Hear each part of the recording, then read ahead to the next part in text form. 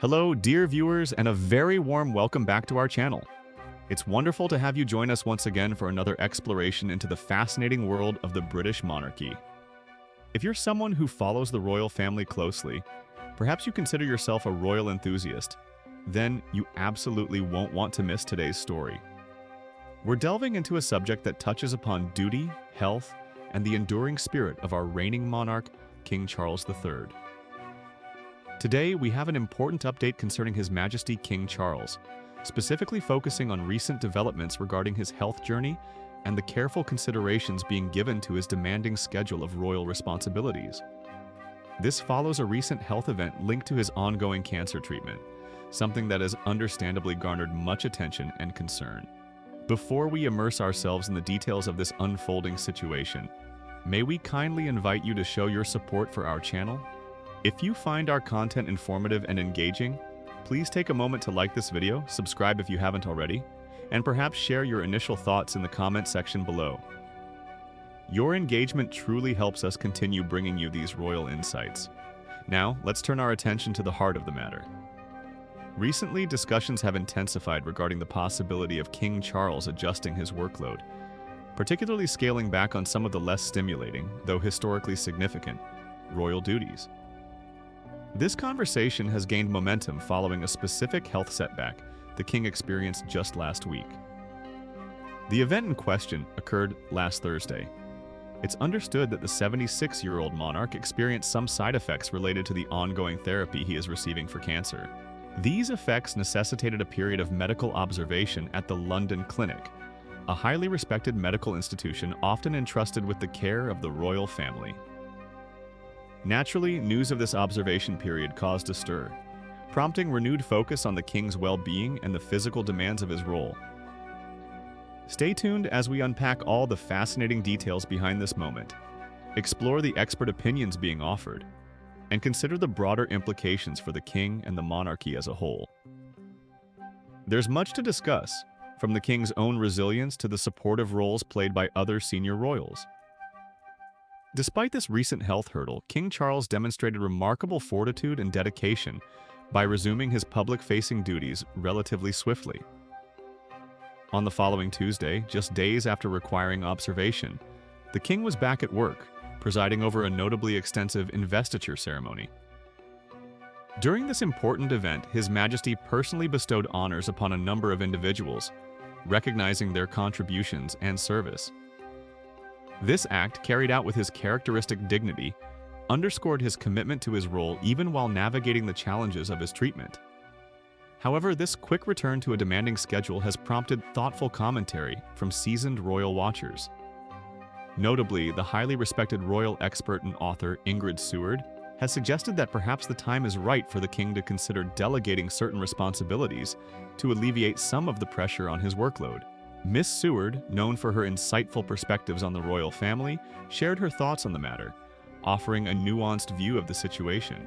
Speaking to Newsweek, Seward highlighted the king's inherent nature, stating, "He's been conditioned to work. This reflects the decades Charles spent as the Prince of Wales, known for his tireless dedication to his charities and initiatives." Yet, she also pointed towards the physical toll that cancer treatment can often take, noting that extreme fatigue from treatment makes some roles more challenging. It's a delicate balance between a lifetime of ingrained duty and the very real physical limitations imposed by such rigorous medical therapies.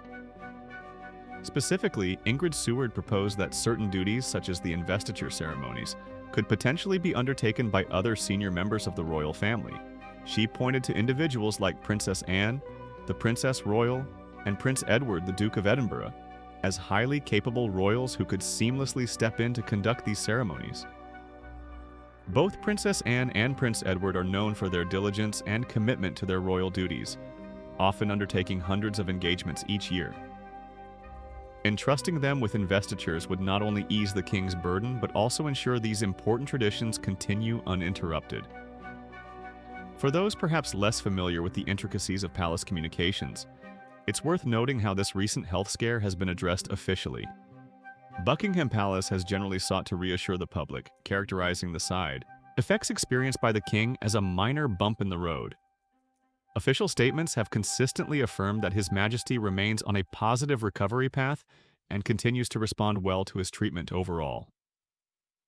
This approach aims to maintain a sense of stability and optimism, preventing undue alarm while acknowledging the ongoing health management. Let's delve a little deeper into the significance of these potential adjustments. The role of the monarch is multifaceted, encompassing constitutional duties, state affairs, ceremonial functions, and extensive engagements with the public and charitable sectors. King Charles III ascended the throne with decades of preparation, inheriting a role steeped in history and demanding unwavering commitment. His desire to serve and be seen serving is deeply ingrained. The investiture ceremonies themselves hold a special place within the tapestry of royal duties.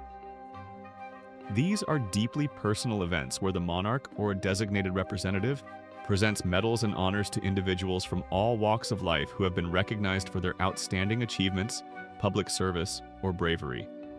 They are moments of national recognition, often held at Buckingham Palace or Windsor Castle. While undoubtedly rewarding, they can also be physically demanding, requiring the host to stand for extended periods, engage personally with each recipient, and perform the ceremonial pinning or bestowing of the insignia. Given the potential for fatigue associated with his treatment, it's understandable why experts like Ingrid Seward might pinpoint investitures as a duty suitable for delegation. Considering Princess Anne and Prince Edward as potential deputies for these events makes perfect sense within the current structure of the working royal family. Princess Anne, often lauded as one of the hardest working members of the family, already undertakes investitures on behalf of the king from time to time. She performs her duties with a no-nonsense efficiency and profound respect for the tradition. Prince Edward, alongside his wife Sophie, the Duchess of Edinburgh, has also seen his profile rise significantly in recent years, taking on more responsibilities and proving to be a steady and reliable presence. Both siblings share a deep sense of duty, similar to their brother, the king. Their involvement would provide essential support, allowing the king to focus his energies on other key aspects of his reign, including his constitutional responsibilities and state business, which cannot be delegated. This situation also touches upon the broader theme of how monarchies adapt to the health challenges faced by sovereigns. Throughout history, monarchs have reigned through periods of illness, sometimes adjusting their public appearances while continuing their essential work behind the scenes. Queen Elizabeth II, in her later years, gradually reduced her schedule, with then Prince Charles and other family members taking on more prominent roles. This careful management allowed her to continue her reign with dignity until the very end. The current discussions around King Charles's schedule reflect a similar process of adaptation, balancing the demands of the crown with the personal health needs of the individual who wears it. The palace's communication strategy, emphasizing the positive aspects of the king's recovery while acknowledging minor setbacks, is also part of this careful management. It aims to reassure the nation and the Commonwealth that the head of state is receiving the best possible care and remains actively engaged in his duties, even if some modifications to his schedule are necessary. Transparency is balanced with the need to maintain confidence and avoid unnecessary speculation. The king's own determination is a key factor in this narrative. His swift return to duties after the recent observation period speaks volumes about his personal resolve. Having waited a lifetime to fulfill the role he was born to, it's clear that King Charles is deeply committed to serving the nation. However, wisdom lies in recognizing when to pace oneself, especially when dealing with a serious health condition like cancer. Accepting support and delegating certain tasks is not a sign of weakness, but rather a pragmatic approach to ensure long-term effectiveness and well-being. The public's reaction to the king's health journey has been largely supportive and sympathetic. There is widespread goodwill towards His Majesty and a genuine hope for his full and speedy recovery. People understand the challenges of cancer treatment and appreciate the king's openness about his diagnosis, which has been credited with encouraging others to seek medical advice. This public support likely provides a source of strength for the king and the entire royal family during this period. Looking ahead, it seems probable that we will continue to see a carefully managed approach to King Charles's public engagements. While he is expected to remain visible and undertake key constitutional and state duties, we may indeed witness more frequent appearances by other senior royals, like the Princess Royal and the Duke of Edinburgh, at events such as investitures. This collaborative approach ensures the smooth running of the monarchy's ceremonial functions while prioritizing the king's health and recovery. It reflects a modern, adaptable monarchy, grounded in tradition but responsive to contemporary challenges. This story truly reminds us of the enduring power of duty, resilience, and the importance of family support, especially within the unique context of the royal family. The way King Charles is navigating his treatment while continuing his service offers a quiet inspiration.